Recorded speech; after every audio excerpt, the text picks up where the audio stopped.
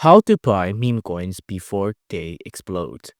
Now, this is super hard because meme coin doesn't have a schedule, right? When they're gonna be releasing, when they're gonna explode, and things like that.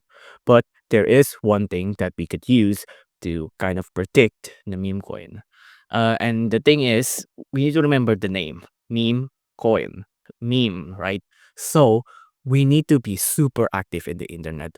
So what that means, scrolling Reddit, scrolling Twitter, scrolling YouTube, scrolling Instagram, all of those social media. So social media, right? You'll need to be active in all of these platforms to really get in touch in what kind of memes there are, what kind of celebrities there are. Because if one niche celebrity or one popular celebrity has been teasing that, oh, I'm gonna drop a token soon, then you can be ready, right? Before they explode. The moment it release, you can buy the meme coin before the value shot up and you can sell right at the peak.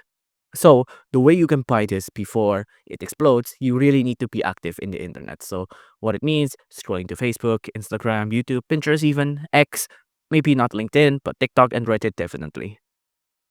If you like this video, please consider liking and subscribing.